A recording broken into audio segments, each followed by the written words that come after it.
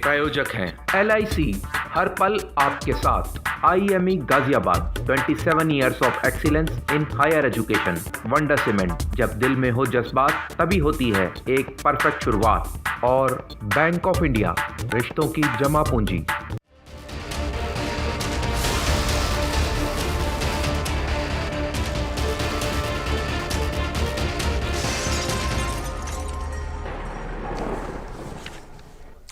नमस्कार, DD news पर आप दो टूक देख रहे हैं। मैं हूं अशोक श्रीवास्तव। क्या कोई शराब नीति ऐसी हो सकती है जिसमें शराब व्यापारी, शराब बेचने वाले जो लोग हैं, वो ड्रग्स के धंधे से भी ज्यादा पैसा कमा लें?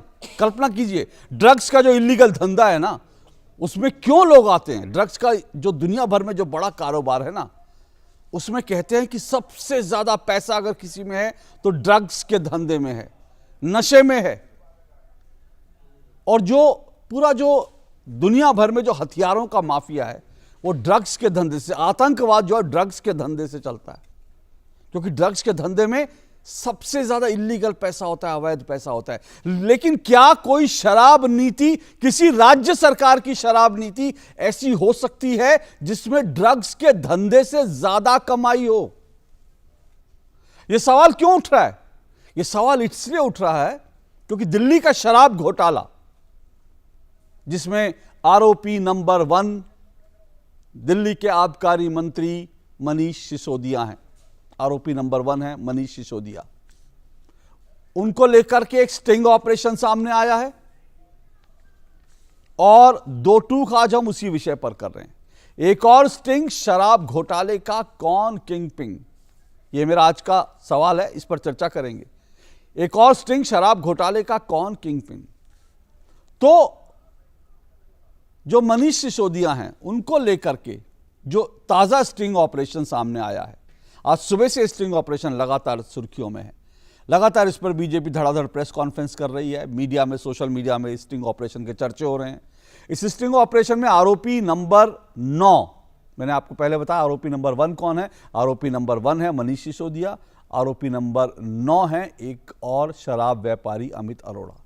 अब आरोपी नंबर 9 का स्टिंग ऑपरेशन सामने आया है, जिसमें वो साफ तौर पर कह रहे हैं कि इस स्टिंग ऑपरेशन, वो जिसमें साफ तौर पर बता रहे हैं कि इस पूरे मामले में मनीष सिसोदिया ने कम से कम मरे से मरा 400 से 500 करोड़ रुपया कमाया है। 400 से 500 करोड़ रुपया कमाया है। और वो कह रहे हैं, बता रहे हैं कि ये जो स्टिंग ऑपरेशन में जो अमित अरोड़ा कहते हुए सुने जा रहे हैं, जिसको बीजेपी दावा कर रही है, वो ये कह रहे हैं कि तमाम पैसा जो कमाया गया, ये गोवा और साथ साथ पंजाब के चुनाव में इस पैसे का इस्तेमाल किया गया। ये बड़े आरोप हैं, बहुत बड़े आरोप हैं, क्योंकि आम आदमी पार्टी दिल्ली से निकलकर देश भर में फैलने की कोशिश कर रही है। और जब पंजाब में या बाकी तमाम राज्यों में चुनाव लड़ने लगी थी, तो आम आदमी पार्टी ने शुरू में कहा था कि हमारे पास तो पैसा नहीं है। लेकिन अचानक से आम आदमी पार्टी का जो प्रचार था, वो बड़ा भव्य प्रचार था। और आम आदमी पार्टी के चंदा किस तरह से कलेक्ट करती है, उसको लेकर खुद आम आदमी पार्टी में जो लोग रहे थे, उन्होंने बाकायदे इसके ऊपर एक फिल्म बनाई और आम आदमी पार्टी के ऊपर आरोप लगाया कि ये चंदा चोर है, जो आम आदमी पार्टी में लोग रह चुके थे। लेकिन अब जो बड़ी बात सामने आ रही है, शराब घोटाले को लेकर जो सामने आ रही है, वो ये है। और ये दूसरा स्टिंग ऑपरेशन है। इससे पहले एक और स्टिंग ऑपरेशन आया था, जिसमें एक और आरोपी के पिता बता रहे थे कि कैसे पूरा घोटाला हुआ। तो आज दो टूक में हम इसी पर चर्चा करेंगे। क्या इस शराब घोटाले का किंग पिंग कौन है, और क्या इस पैसे से आम आदमी पार्टी चुनाव लड़ रही है देश के अलग अलग हिस्सों में? इस शराब घोटाले के पैसे से क्या आम आदमी पार्टी अपना प्रचार प्रसार कर रही है देश भर में? ये सब सवाल उठाएंगे, लेकिन उससे पहले ये रिपोर्ट देखिए।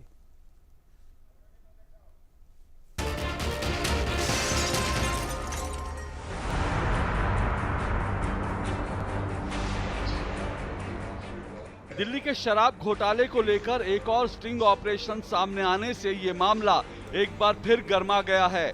गुरुवार की सुबह भाजपा के नेताओं ने पहले इस स्टिंग ऑपरेशन के कुछ हिस्सों को ट्वीट किया, फिर भाजपा की तरफ से इस पर बाकायदा प्रेस कॉन्फ्रेंस की गई। इस स्टिंग ऑपरेशन में शराब घोटाले के मामले में सीबीआई की चार्जशीट में आरोपी नंबर 9 अमित अरोड़ा घोटाले की परतें खोल रहा है। कथित तौर पर अमित अरोड़ा स्टिंग ऑपरेशन में बता रहा है कि किस तरह घोटाले के लिए नई शराब नीति बनाई गई, किस किस से कितना पैसा लिया गया, किस तरह से घोटाला हुआ और कैसे ये घोटाला उजागर हो गया। अमित अरोड़ा ने यह भी बताया कि कमीशन केजरीवाल सरकार ने तय किया और शराब घोटाले के पैसे को आम आदमी पार्टी ने गोवा और पंजाब के चुनावों में इस्तेमाल किया। सबसे बड़ी बात यह है कि स्टिंग ऑपरेशन में कहा गया है कि नई शराब नीति में आबकारी मंत्री मनीष सिसोदिया ने कम से कम 400 से 500 करोड़ रुपए बनाए हैं। सिसोदिया तो किसी ने बहुत बनाया सरकार ने। अब देखो जी, अब सिंपल सी बात है, ये कम से कम नहीं तो 3-4 हजार करोड़ की तो ये होलसेल पे प्राइस पे कर गए, उसके अंदर मजे में 300-400-500 करोड़ तो बना ही लिया। बाकी तो उसके सिवाय क्या किया, इतना तो सब कुछ, इतना तो मतलब कॉमन सेंस की बात है। स्टिंग सुबह आया, फिर दिन भर की खामोशी के बाद देर शाम मनीष सिसोदिया ने चुनौती दी कि उन्हें 4 दिन के अंदर गिरफ्तार करके दिखाएं। ये स्टिंग लेके आए हैं कि जी देखो ये आदमी कह रहा है इनको दिए होंगे, इनको दिए होंगे। मैं आज भारतीय जनता पार्टी से अनुरोध करना चाहता हूं कि ये जो सो कॉल्ड आपका स्टिंग है, इसको आप आज और अभी जाके सीबीआई को दीजिए और 4 दिन के अंदर अंदर स्टिंग हो ही गया। अब स्टिंग तो सबूत में आ गया। 4 दिन के अंदर अंदर सीबीआई इसकी जांच करके मुझे गिरफ्तार कर ले। पर भाजपा इस मामले को लेकर सीधा केजरीवाल का इस्तीफा मांग रही है। भाजपा प्रवक्ता सुधांशु त्रिवेदी ने कहा कि केजरीवाल भारत के इतिहास में संवैधानिक पद पर बैठे एकमात्र व्यक्ति हैं जिन्होंने स्टिंग ऑपरेशन पर कार्रवाई करने की बात कही थी। अब एक नहीं 2 स्टिंग ऑपरेशन सामने आने के बाद अरविंद केजरीवाल या तो सिसोदिया के खिलाफ कार्रवाई करें या अपने पुराने बयान पर माफी मांगें। जितनी गड़बड़ पॉलिसी है ये सारी विजय नैयर ने, समीर महेंद्रू ने, मैडम चड्डा ने, अमन ढल ने, अरुण पिल्लाई ने, जो कि ये अलग अलग कंपनियों के मालिक हैं या रिप्रेजेंटेटिव हैं, उन्होंने बनाई। इन सारे प्रश्नों के जवाब कौन देगा? और आज सबसे बड़ा प्रश्न ये है कि सबसे बड़े स्टिंग के मास्टर हिंदुस्तान में अरविंद केजरीवाल हैं, जो sting sting sting sting. Kejriwal सरकार की एक ही है नीति, हर रस्म निभाएंगे भ्रष्टाचार की रीति। हर वो काम जो काम वो करते हैं उस हर काम में भ्रष्टाचार, करप्शन, अपने लोगों का फायदा। कैसे उन्होंने दिल्ली के राजस्व को हानि पहुंचाकर, दिल्ली के राजस्व की लूट और चोरी करके उन्होंने जो राजस्व 165% आता था, दिल्ली में शराब की बिक्री 15,000 करोड़ रुपए के लगभग होती है, 165% राजस्व दिल्ली के खजाने में आता था, उसको घटाकर 1% कर दिया। केजरीवाल जी जब राजनीति में आए तो टूटी हुई चप्पल, फटी हुई पैंट में आए थे और बड़ी बड़ी बातें करते थे। आज वो प्राइवेट प्लेन से दिल्ली से गुजरात जाते हैं और जनता को भरमाने के लिए टूटे फूटे 3 व्हीलर में वहाँ यात्रा करते हैं। तो वो केवल प्रेस को आकर्षित करने के लिए और वहाँ की जनता को भ्रमित करने का जो प्रयास कर रहे हैं, तो इसको हम उजागर करने के लिए आज यहाँ केजरीवाल जी के निवास पर भारतीय जनता पार्टी के 8 एमएलए अपने नेता विधुड़ी जी के नेतृत्व में आए हैं और हम भेंट स्वरूप उनको ये 3 व्हीलर देना चाहते हैं, जिससे कि दिल्ली सरकार की 27 गाड़ियों में जो उनका काफिला घूमता है उसकी जगह वो इनको इस्तेमाल करें। नई राजनीति का दावा करने वाली पार्टी की शराब ज्यों-ज्यों पुरानी होती चली जा रही है, उनके असली चरित्र का शबाब खुद ब खुद उभर कर सामने आता जा रहा है। इस घोटाले के आरोपी नंबर 9 अमित अरोड़ा किसी व्यक्ति को इतना विस्तार बता रहे हैं कि किस किस प्रकार से किस कंपनी को कितना पैसा लिया गया, एडवांस में पैसा लिया गया। और इतना ही नहीं है, इसमें सिर्फ पैसे लेने और देने का उल्लेख नहीं है, पूरी की पूरी पॉलिसी किस व्यवस्थित ढंग से बनाई गई कि चुनिंदा लोगों के हाथ में ही पैसा रहे और कैश का फ्लो भी उन्हीं के हाथ में रहे। इससे पहले शराब घोटाले के आरोपी नंबर 13 सनी मारवाह के पिता कुलविंदर मारवाह का भी स्टिंग ऑपरेशन सामने आया था, जिसमें वो बता रहे थे कि कैसे 500 करोड़ रुपए की रिश्वत देकर शराब विक्रेताओं को ठेका चलाने की मनमाफिक छूट मिली।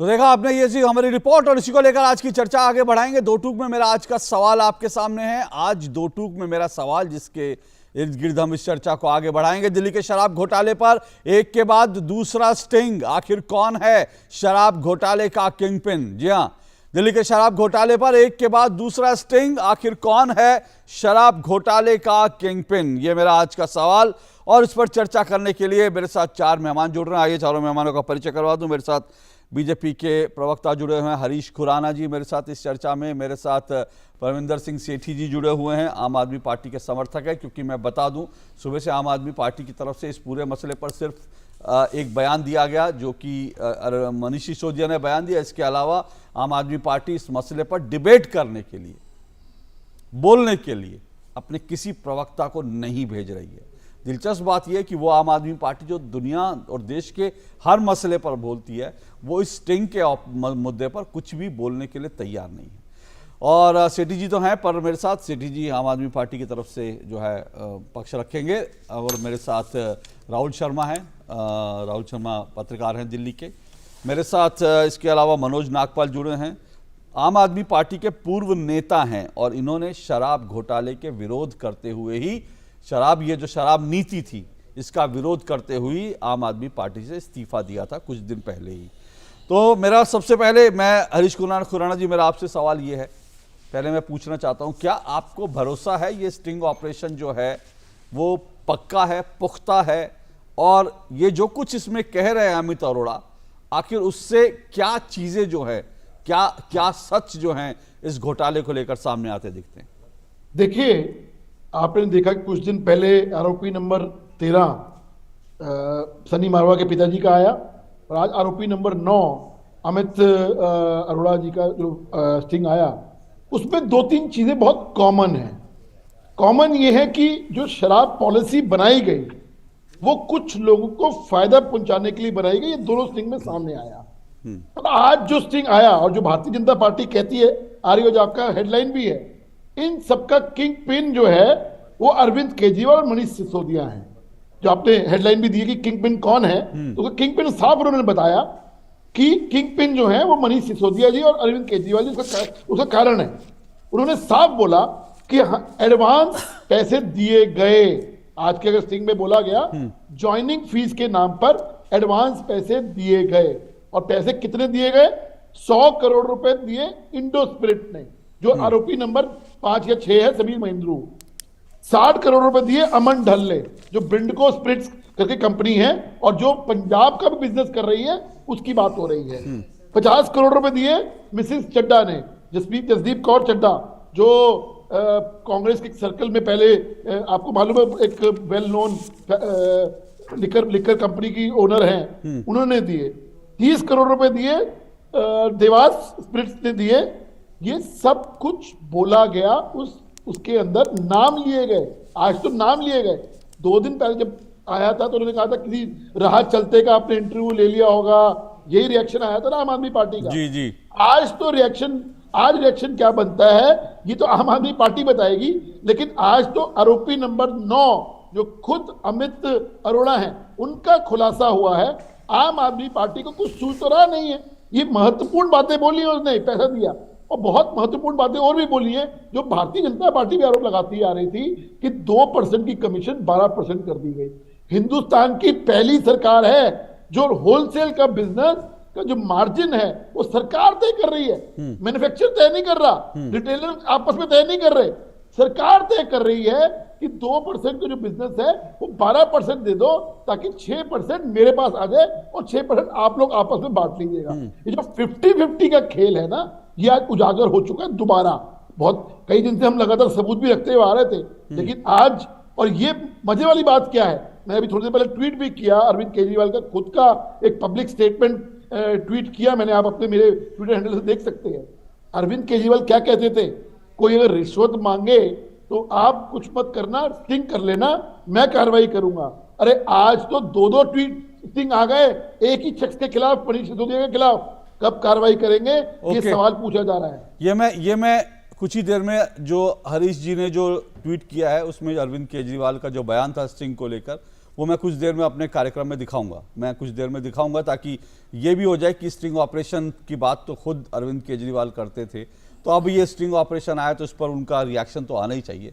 लेकिन सेठी जी कुल मिलाकर देखें तो ये जो 2 स्टिंग ऑपरेशन आए, इसको लेकर के जो तमाम आरोप लग रहे थे इस पॉलिसी को लेकर कि भाई ये पॉलिसी जो है इसमें ब्लैकलिस्टेड कंपनियों को दे दिया गया है ठेका, इस पॉलिसी में मनमानी करने की छूट दी गई है, राज्य जो है उसके राजस्व को नुकसान हो रहा है, ये लोग पैसे बना रहे हैं, और शराब जो बेचने वाले हैं, व्यापारी हैं, उनको खुली छूट दे दी गई। तमाम जो बीजेपी लगातार आरोप लगा रही थी, इन दोनों स्टिंग ऑपरेशन में उन आरोपों की पुष्टि होगी, क्योंकि वही बात ये स्टिंग ऑपरेशन में लोग कह रहे हैं।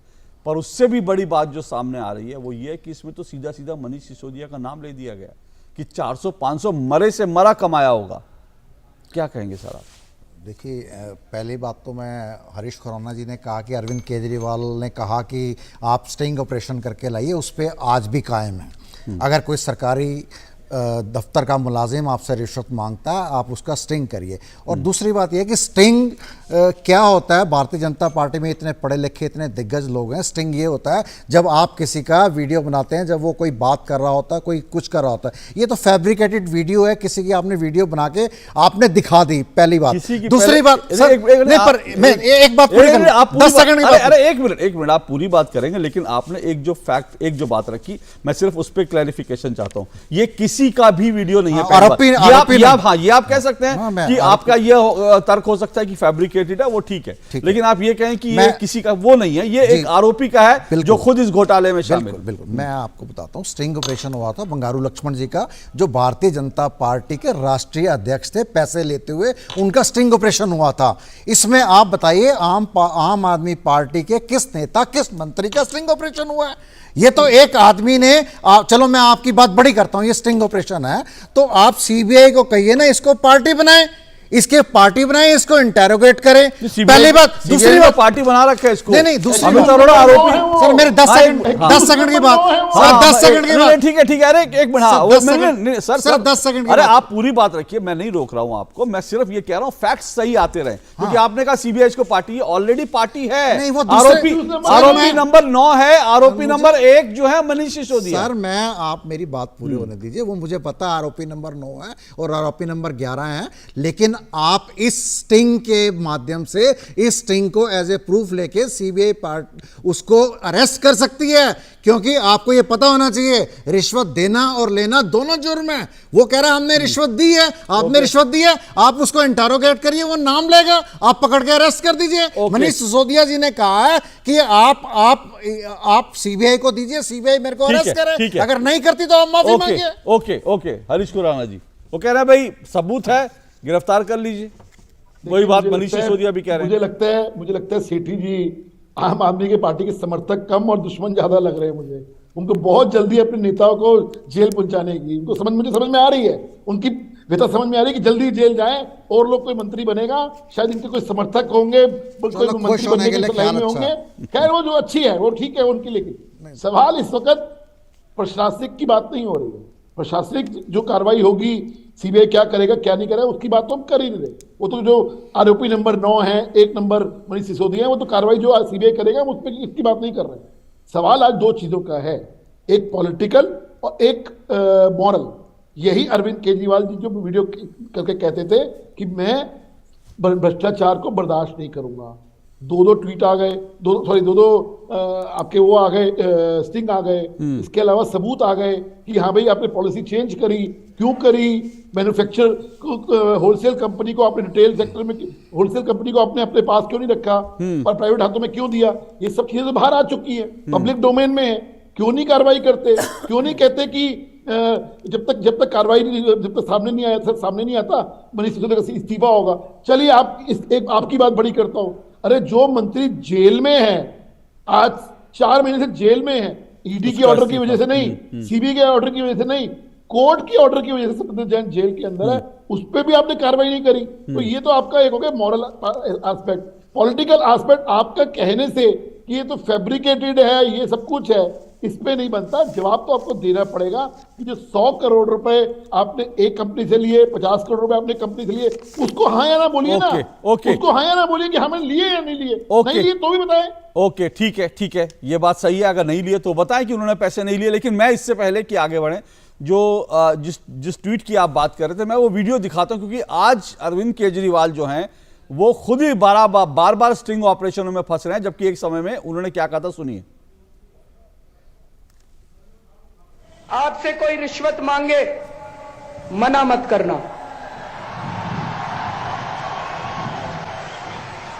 सेटिंग कर लेना।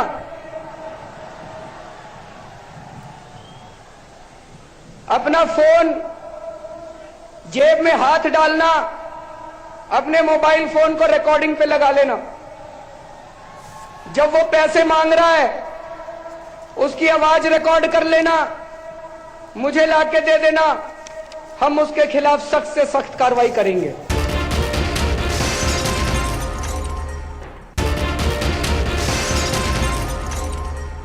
जो मैंने 28 दिसंबर 2013 को यहीं से की थी कि अब अगर दिल्ली में आपसे कोई रिश्वत मांगे, मना मत करना।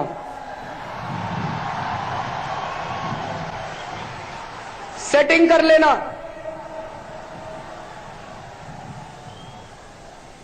अपना फोन जेब में हाथ डालना, अपने मोबाइल फोन को रिकॉर्डिंग पे लगा लेना। जब वो पैसे मांग रहा है उसकी आवाज रिकॉर्ड कर लेना, मुझे लाके दे देना, हम उसके खिलाफ सख्त से सख्त कार्रवाई करेंगे।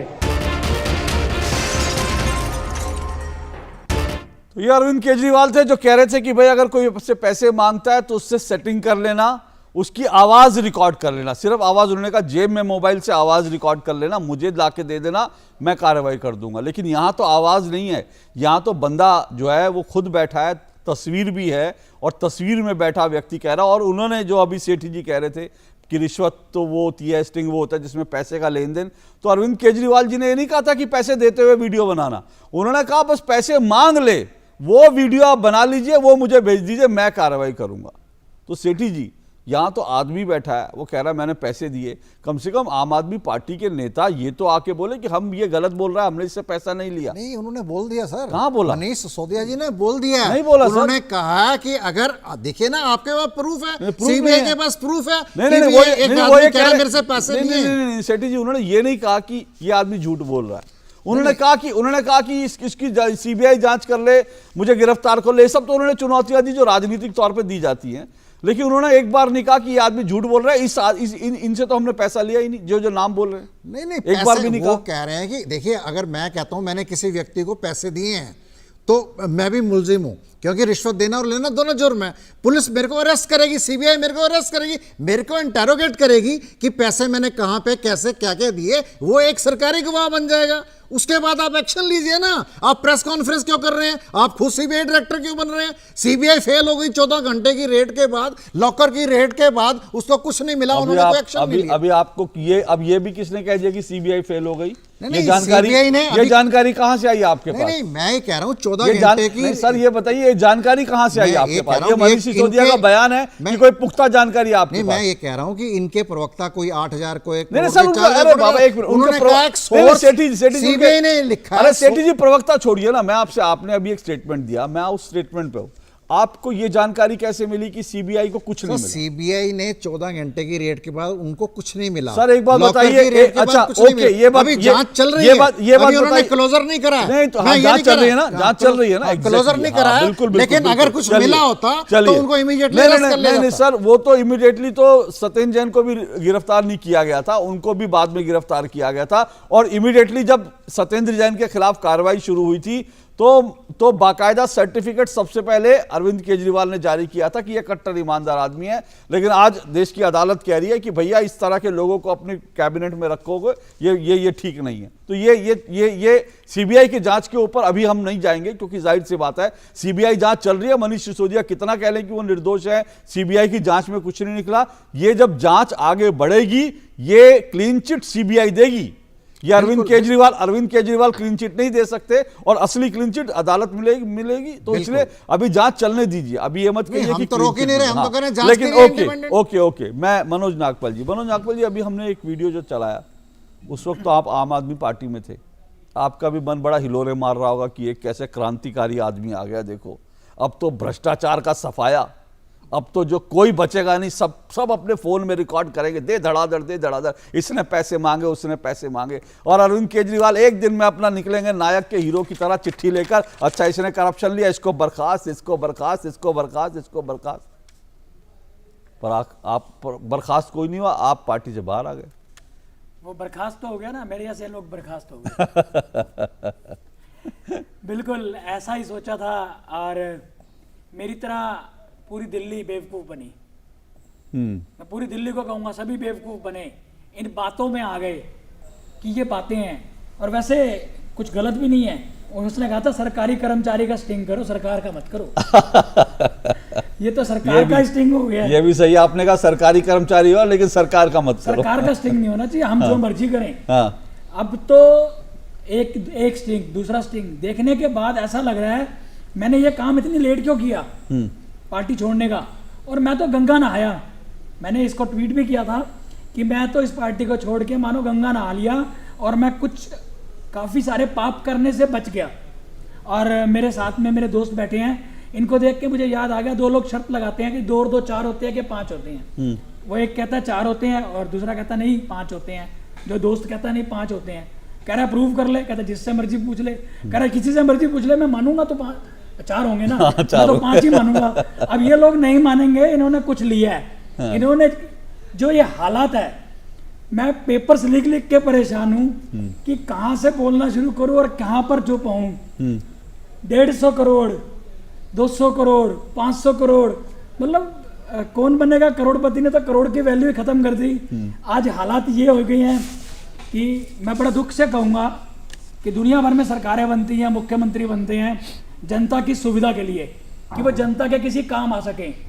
ये शायद पहला उदाहरण होगा पूरे विश्व भर के अंदर जहां मुख्यमंत्री बैठा है हमें तंग करने के लिए। हमें इस मुख्यमंत्री के बनने के बाद 28 दिन धूप में धरने पे बैठना पड़ गया। ये तो क्षेत्र की लेडीज और लोगों का साथ था और हमारी किस्मत अच्छी थी, नहीं तो इन्होंने तो वहां ठेके खोल करके इलाके के अंदर हमारे जीने का अधिकार ही छीन लेना था। नहीं, लेकिन आज समझ में आया कि ठेके क्यों खोल रहे थे ये। अच्छा, आपको लगता है ये स्टिंग ऑपरेशन जो है, इसमें जो कुछ जो कंटेंट है, आपको उस पर भरोसा है? आपको लगता है सही होगा? मेरे को बिल्कुल भरोसा है। मेरे को इसलिए भरोसा है कि मैं गहराई में नहीं जा रहा, मैं सीधा मैंने तो एक ही ठेके पे देख लिया। जिस तरह से जल्दी थी उसको लाइसेंस देके फटाफट खोलने की कि फटाफट सेल होगी तो 12% जाएगा, 12% जाएगा तो 6% की कट मनी आ जाएगी। ये सिर्फ कट मनी का खेल है कि पैसे किस तरह कमाने हैं। ये तो हमारी किस्मत बहुत बढ़िया रही, टेक्निकल मिस्टेक्स रही और टाइम से सरकार सीबीआई जागी।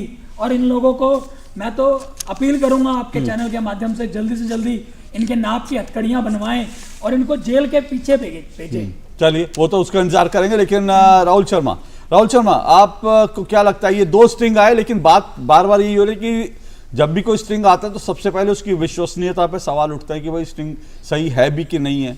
और स्ट्रिंग के आधार पर तो इस देश में गिरफ्तारी तो नहीं होती है, लेकिन सवाल यह है कि ये पूरा शराब घोटाले, तो आपको लगता है कि ये जो स्ट्रिंग ऑपरेशन है ये पॉलिटिकल टूल की तरह इस्तेमाल होगा क्या?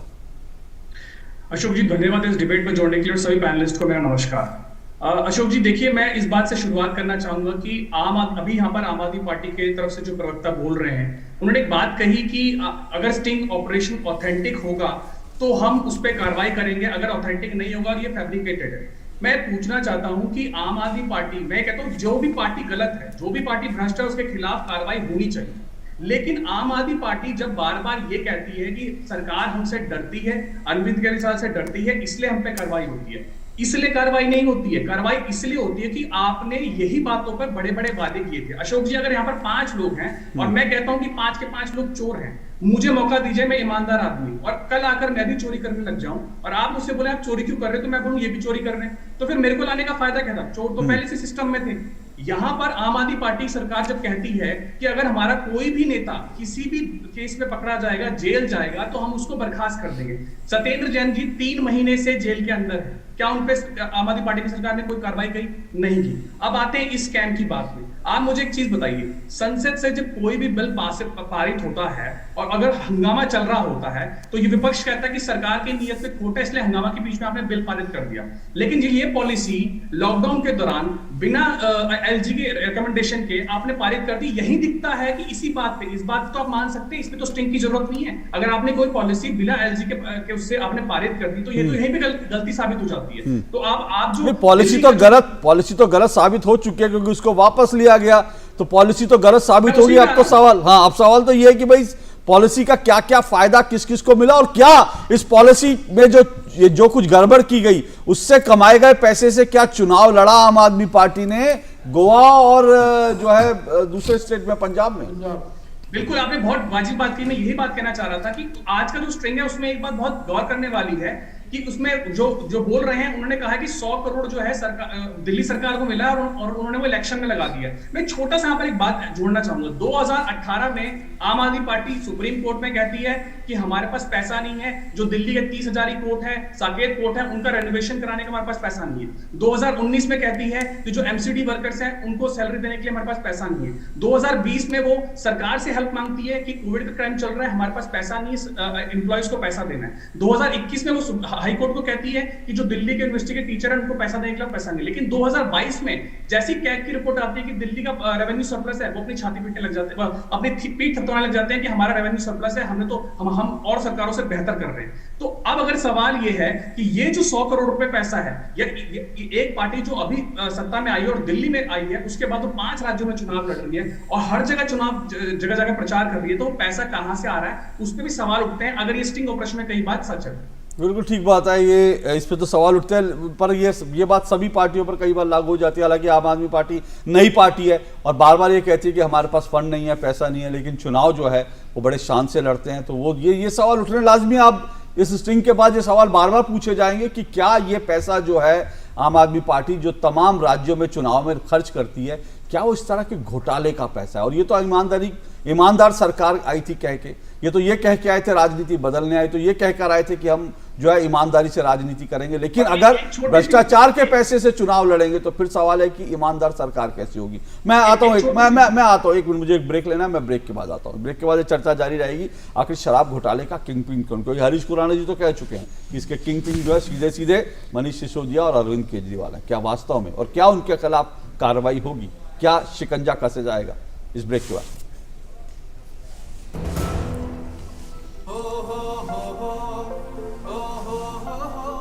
अब गांव गांव और खेत खेत की बात है कुछ निराली, फसल बीमा पॉलिसी से छाई है खुशहाली। द्वार द्वार और हाथ हाथ में सुरक्षा की सौगात, गर्व से बोल रहे हैं सभी किसान, मेरी पॉलिसी मेरे हाथ। आजादी के अमृत महोत्सव पर हम देश के किसानों को दे रहे हैं सुरक्षा की सौगात। प्रधानमंत्री फसल बीमा पॉलिसी अब आपके हाथ, और पॉलिसी को बीमित किसानों के द्वार तक पहुंचाने के लिए हमने फसल बीमा पॉलिसी वितरण कार्यक्रम का किया है शुभारंभ।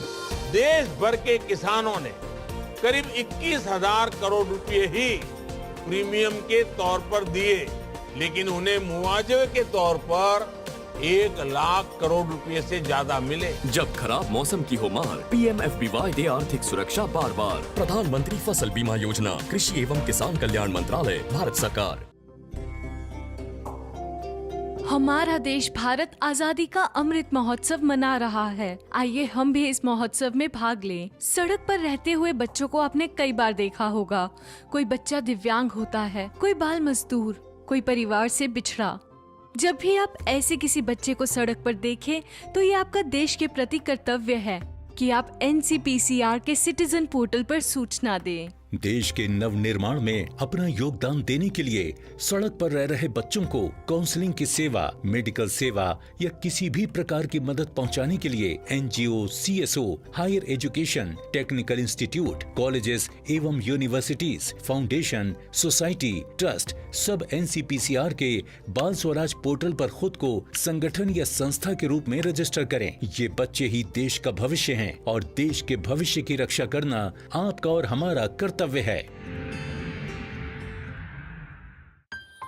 जिन आंखों के सपने सुरक्षित हो वो चेहरे मुस्कुराते ही हैं, क्योंकि इनको है एक अच्छे भविष्य का भरोसा। और इन जैसे 4 करोड़ लोगों को अच्छे भविष्य का भरोसा दिया है भारत सरकार द्वारा शुरू की गई अटल पेंशन योजना ने। आप भी इनकी तरह अटल पेंशन योजना में पंजीकरण कराएं और 3 लाभ के साथ 60 वर्ष की आयु के बाद आजीवन गारंटीकृत न्यूनतम पेंशन पाने के हकदार बने। अटल पेंशन योजना के तहत पंजीकरण के लिए अपनी बैंक शाखा या डाकघर से संपर्क करें।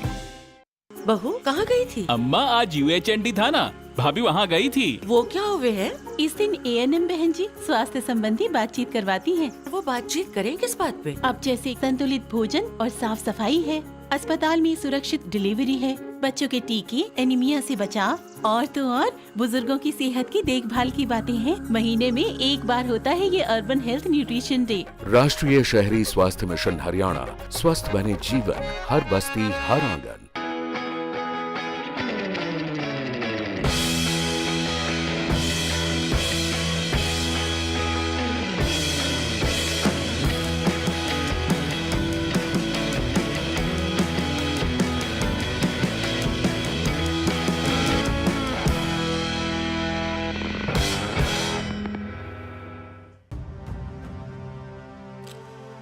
भारत की पोलियो से जीत की कहानी बड़े बड़े शब्दों में लिखी जाएगी, पर इस जीती हुई लड़ाई को कायम रखने के लिए हमें अपने प्रयासों को जारी रखना होगा जब तक दुनिया से पोलियो का खतरा पूर्ण रूप से टल न जाए।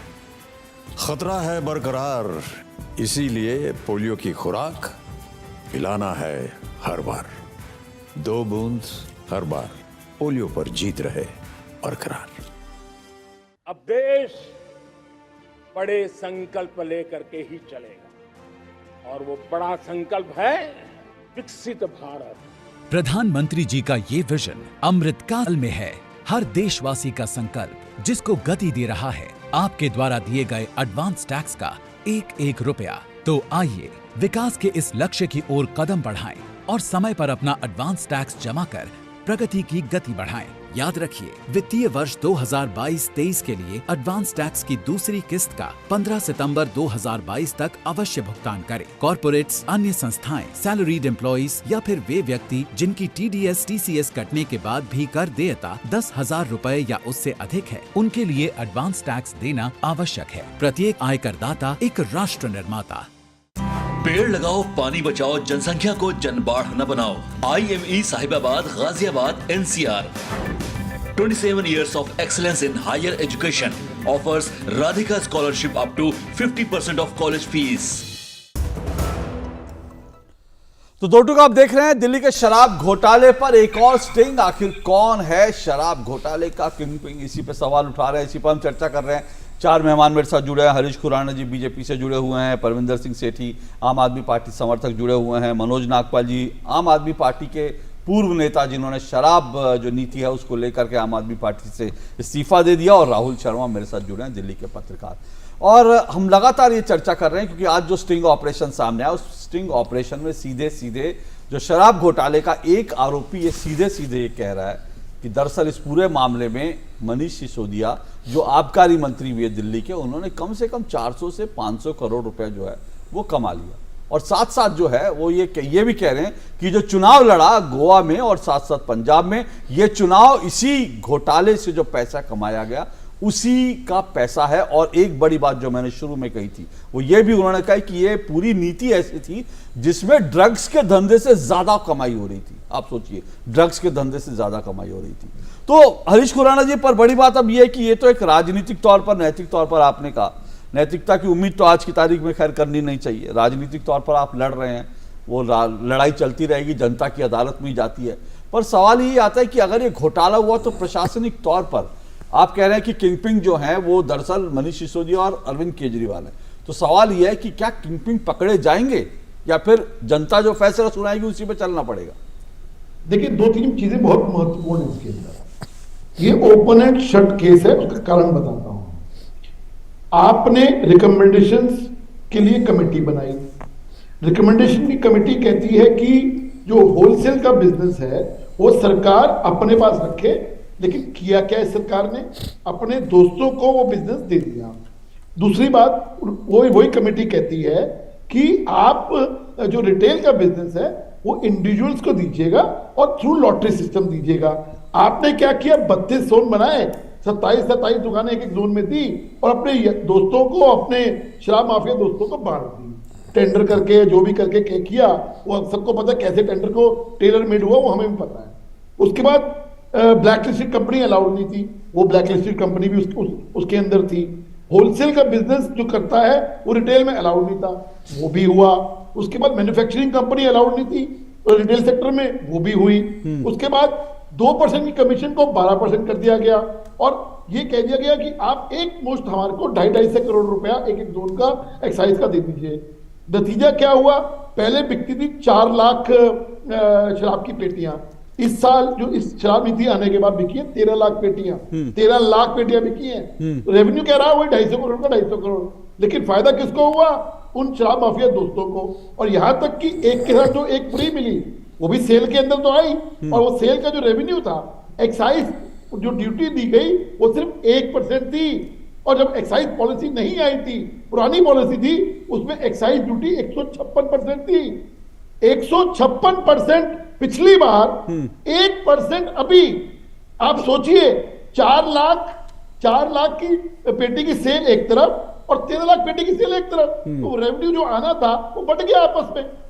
यही तो ओपन एंड शट केस है। ठीक है, ओपन शट केस है, ठीक है, इसमें कोई, और इसीलिए तो ये पूरी पॉलिसी को जो है रिवर्स भी कर दिया गया ना, क्योंकि उनको लग गया था कि ये पॉलिसी, इसलिए रिवर्स भी कर दिया। पर बड़ी बात यह है कि पॉलिसी तो रिवर्स हो गई, अब तो स्ट्रिंग ऑपरेशन आ रहे हैं। लेकिन सीबीआई जो जांच कर रही है, बाकी जो प्रशासनिक अमला जो है जांच कर रहा है, क्या आपको लगता है किंगपिन पकड़े भी जाएंगे या फिर ये राजनीतिक मुद्दा बनकर रह जाएगा? देखिए, आप इसमें शातिराना अंदाज देखिए। अरविंद केजरीवाल जो सबके मास्टरमाइंड हैं, जो सब कुछ कंट्रोल करते हैं, एक भी फाइल पे साइन नहीं करते, एक भी फाइल पे। और इस बात का ऑब्जेक्शन तो एलजी साहब ने भी उठाया। Chief minister scene, thank you very much. इसलिए साइन नहीं करते, ये कोई भोलेपन में साइन नहीं होता, ये इसलिए साइन नहीं करते कि उनको मालूम है कल को अगर हम फंसेंगे, कोई फाइल में कोई रिमार्क तो आया नहीं, इसलिए खुद तो फंसेंगे नहीं, लेकिन इनके मंत्री फंसेंगे, बाद में कहेंगे देखो इन्होंने मंत्री को निकाल दिया, मैं तो बिल्कुल साफ हूं। ये जो बेचारा बनने की जो पॉलिटिक्स है और बड़ा शातिराना तरीके से, ये एक्चुअली इनकी मोडस ऑपरेंडी है। ये बड़े स्टाइल से कहेंगे देखो जी मेरे पास केस आया था, मैंने निकाल दिया, मैंने ये कर दिया, वो कर दिया। लेकिन मनीष सिसोदिया हैं, तुम्हारी एक एक परतें खोल देंगे वो, इनको समझ में नहीं आ रहा। लेकिन वही बात है ना कि बॉलीवुड की कुछ फिल्में होती हैं जो पूरी फिल्में खत्म हो जाती हैं और पता चलता है कि पकड़ा तो कोई गया, लेकिन असली जो कातिल है वो उसके बाद हवाई जहाज में बैठ के विदेश निकल जाता है। तो कहीं ऐसा ना हो कि इस मामले में भी जो असली किंगपिन है वो सामने ही ना आए, जो आप कह रहे हैं सेठी जी। तो सवाल है कि असली किंगपिन तो पकड़ा नहीं जाएगा क्योंकि उसके कहीं दस्तखत ही नहीं होते। नहीं, देखिए मैं आपको बताऊं, जो ये कह रहे हैं कि भी मैं थोड़ी हरीश खुराना जी की बात को बड़े करता हूं। जो लाइसेंस फीस थी 5 लाख, वो 5 करोड़ और 10 करोड़ रुपए कर दी गई। पहली बात, जो आप कह रहे हैं जो शराब की सेल बढ़ी, वो हरियाणा में शराब सस्ती थी, वहाँ से सैकड़ों हजारों करोड़ की शराब यहाँ आती थी, दिल्ली का रेवेन्यू लॉस होता था, इसलिए सेल बढ़ी। मैं आपको बता रहा हूँ। दूसरी बात ये है, अगर आप कहते हैं कि जी वो साइन नहीं करते, पैसा कहाँ बढ़ा दिल्ली का? नहीं, वो तो आपने वो इम्प्लीमेंट नहीं होने दी एक्साइज पॉलिसी एलजी ने। नहीं, क्या बात कर रहे हो आप? एलजी ने एक्साइज, अगर वो इम्प्लीमेंट करते, बाकी टके भी बंद हो जाते, बाकी शराब की दुकानें बंद हो जाती। अगर पॉलिसी लागू हो जाती, आप खुद कह रहे हैं कि एलजी ने लागू नहीं करने दी। मैंने तो आपको आंकड़ा दे दिया, 4 लाख पेटी सेल होती थी जब एक्साइज पॉलिसी लागू नहीं हुई थी, मतलब जब पुरानी पॉलिसी के तहत, और उसके हिसाब से आपने तय कर दिया 250 करोड़ रुपए हम हर जोन से लेंगे। ठीक है जी, 4 लाख पेटी के हिसाब से आपने पैसे ले लिए, लेकिन सेल तो 13 लाख पेटी हुई है।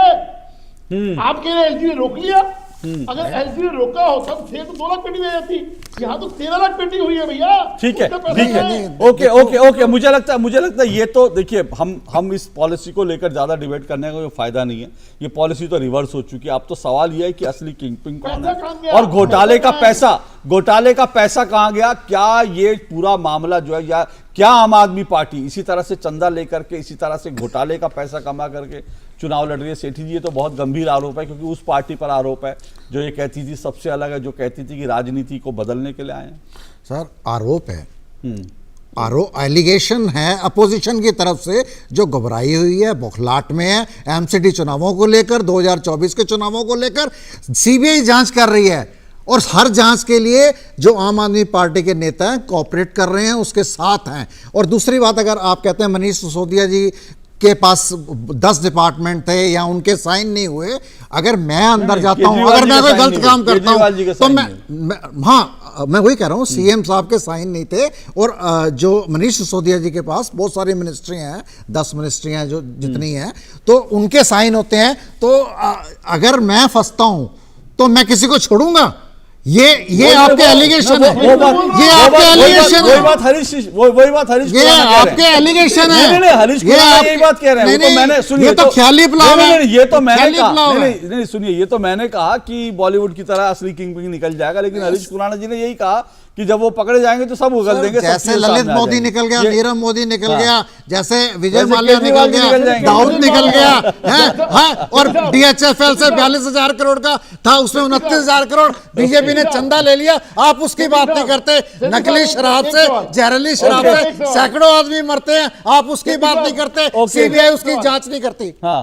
बोलिए खुराना जी, बोलिए, फिर मैं सर आप करिए, बोलिए। बोलिए। एक सवाल, आप कह रहे हो चलो ये पॉलिसी फैब्रिकेटेड है, ये है, वो है, ये तो आरोप है।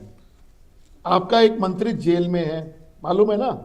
ईडी की वजह से जेल में नहीं है, सीबीआई की वजह से जेल में नहीं है, कोर्ट की, एक मिनट सुन लीजिए, कोर्ट की ऑर्डर की वजह से जेल में है ना, हमारी वजह से ऑर्डर जेल में नहीं है।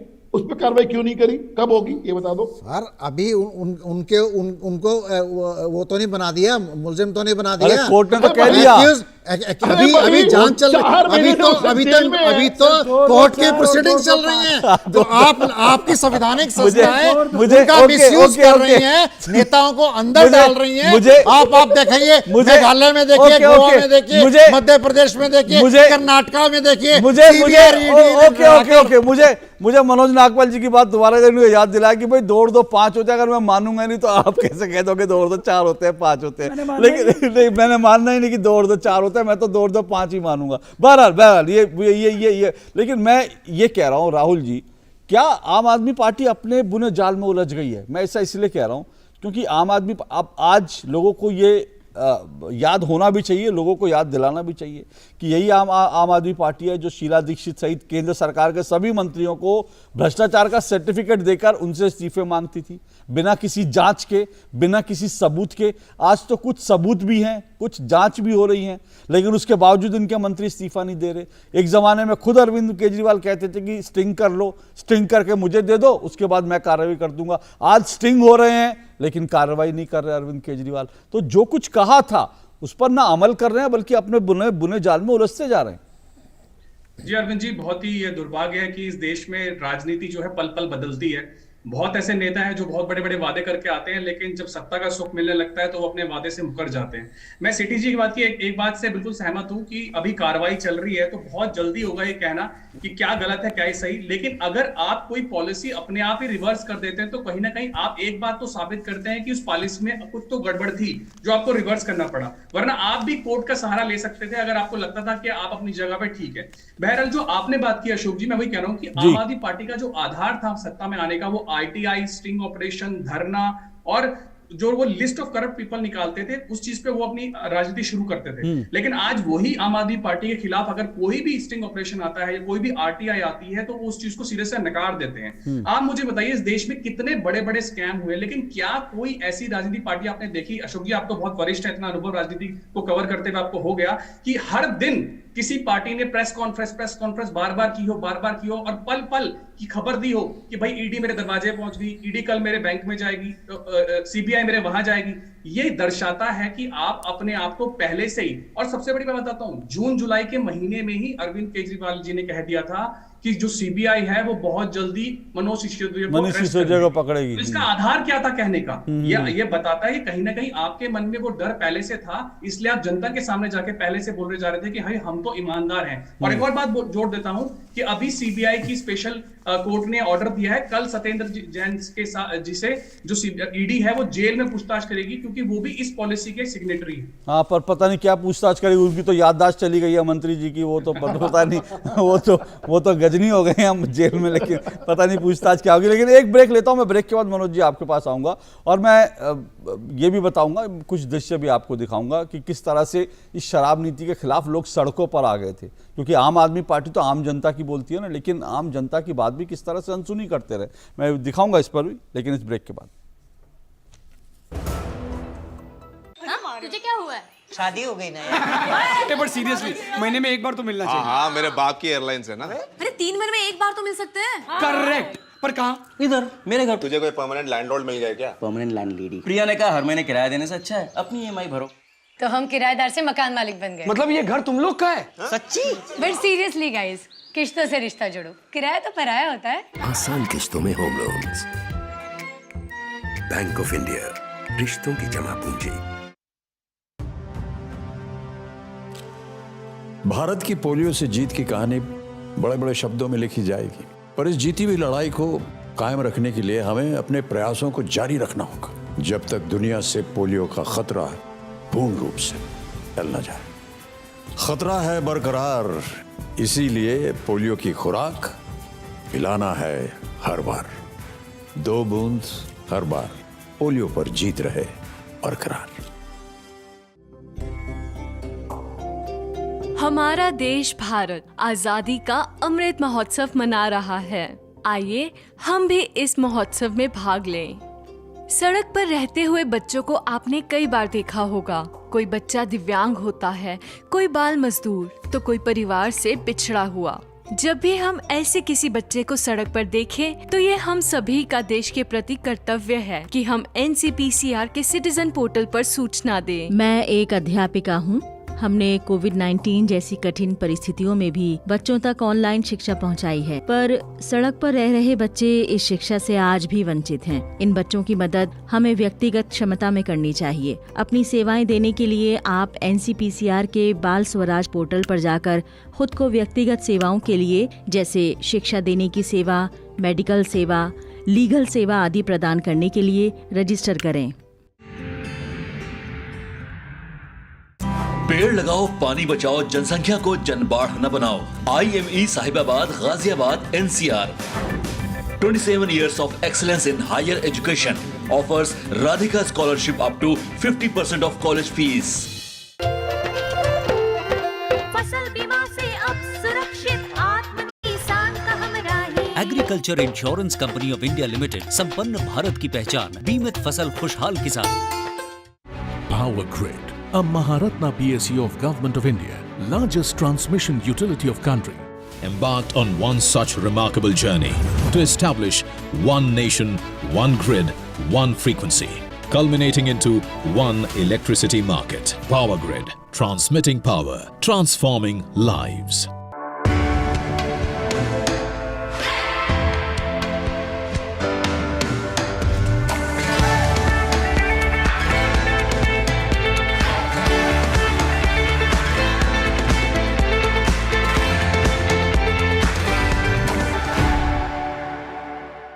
इन शहरी बस्तियों में अब राष्ट्रीय शहरी स्वास्थ्य मिशन हरियाणा के तहत शहरी प्राथमिक स्वास्थ्य केंद्रों के माध्यम से गर्भवती की जांच व सुरक्षित प्रसव की मुफ्त सुविधा उपलब्ध करवाई जाती है, ताकि आपकी ममता और खुशियां कायम रहें। तो याद रखिए, गर्भवती का नाम तुरंत दर्ज करवाएं, उसकी पूरी देखभाल करें और डिलीवरी अस्पताल में ही करवाएं।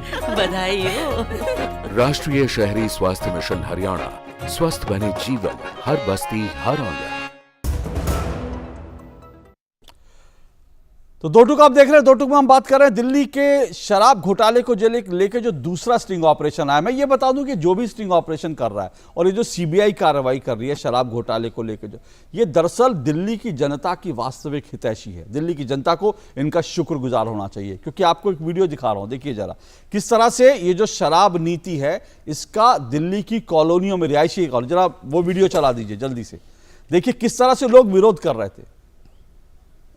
रुकिए, अभी मुझे जानकारी मिल रही है कि प्रधानमंत्री जो हैं वो इस वक्त समरकंद पहुंच रहे हैं और पहुंचा उनका विमान। ये देखिए प्रधानमंत्री का विमान समरकंद पहुंचा। एससीओ बैठक में शामिल होने के लिए प्रधानमंत्री वहां पहुंच गए हैं, उज्बेकिस्तान की राजधानी समरकंद। हमारे संवाददाता सुधाकर दास हमारे साथ जुड़े हैं समरकंद से सीधा। सुधाकर, प्रधानमंत्री पहुंच गए हैं, दृश्य हम देख रहे हैं प्रधानमंत्री का एयरपोर्ट पर स्वागत होते हुए।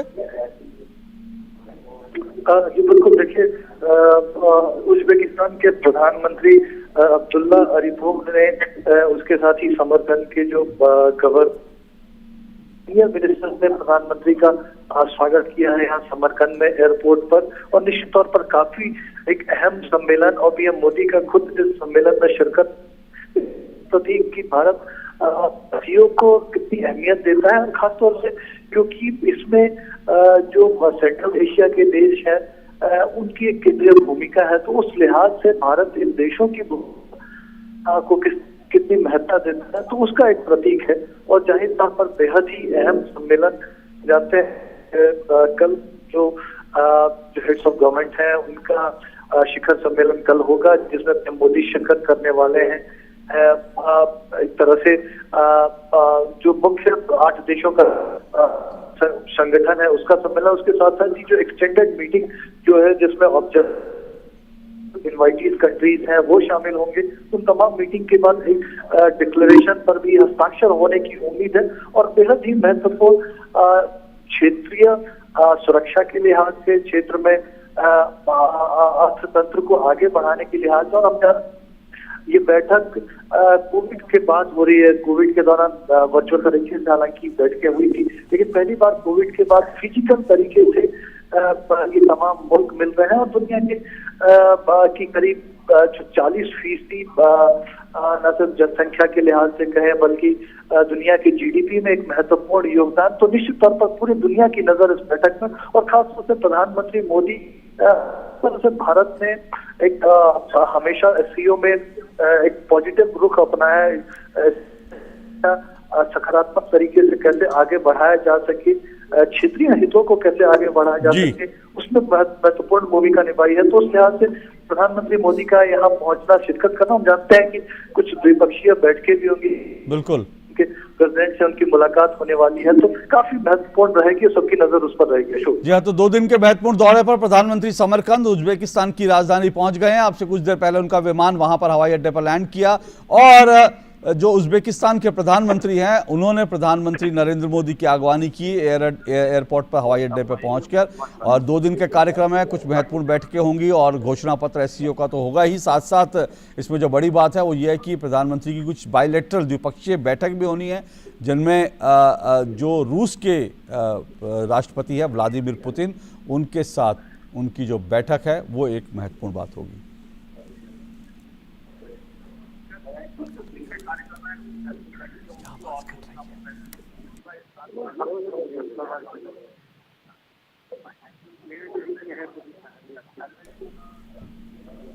तो प्रधानमंत्री यहाँ पर मुलाकात जो है, द्विपक्षीय बैठकें भी जैसे मैंने कहा होनी है, खास करके रूस के राष्ट्रपति व्लादिमीर पुतिन के साथ प्रधानमंत्री नरेंद्र मोदी की द्विपक्षीय जो मुलाकात होनी है, बैठक होनी है, उस पर खास तौर से सबकी नजर रहेगी।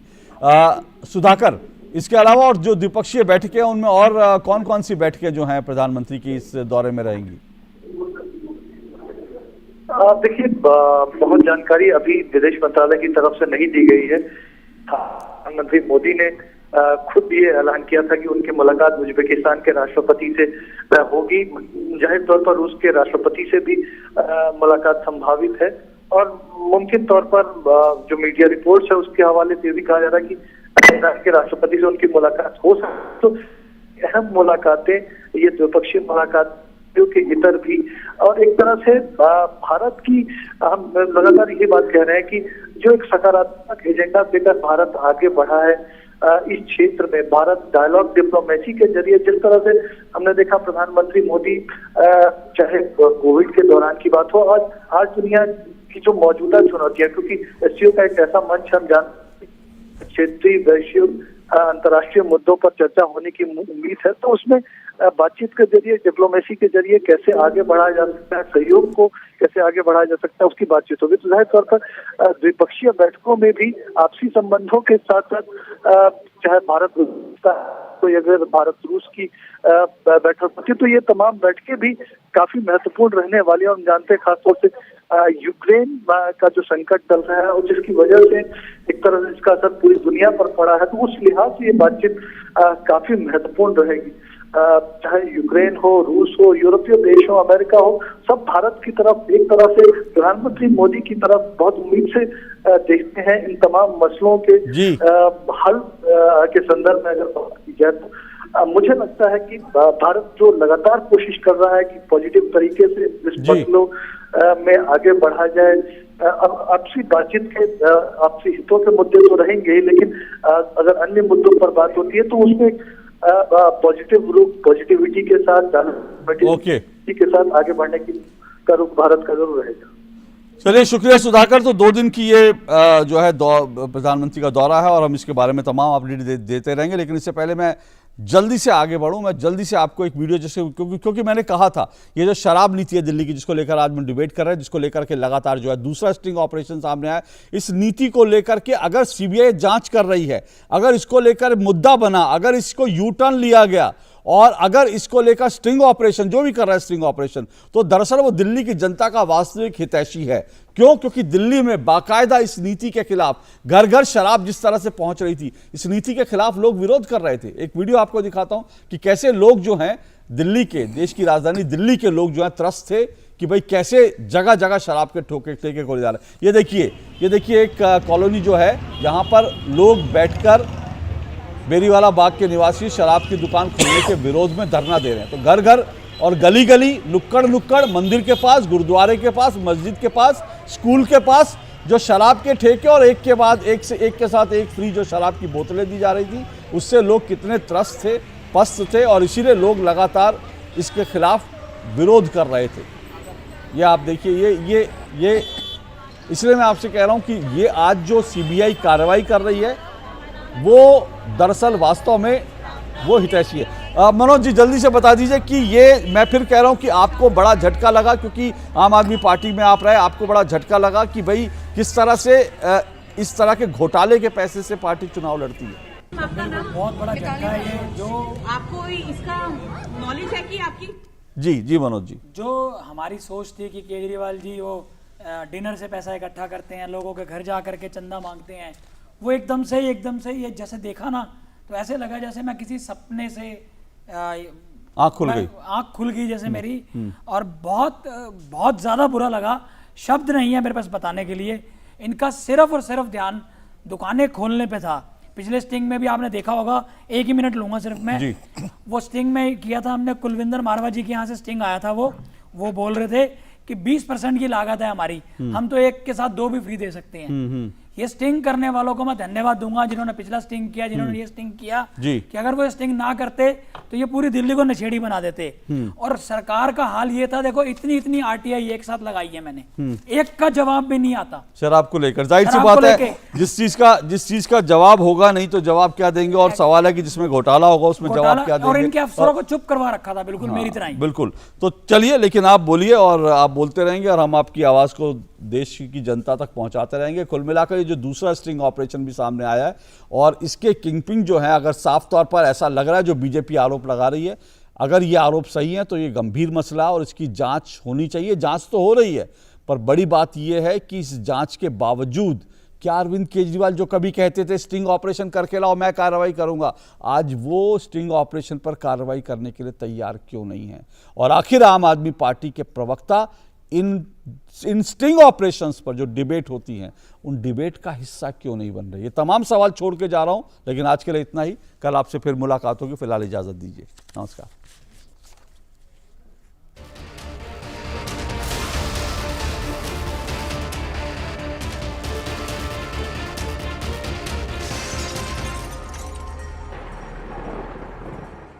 दो टूक के प्रायोजक थे LIC, हर पल आपके साथ। IME Ghaziabad, 27 years of excellence in higher education।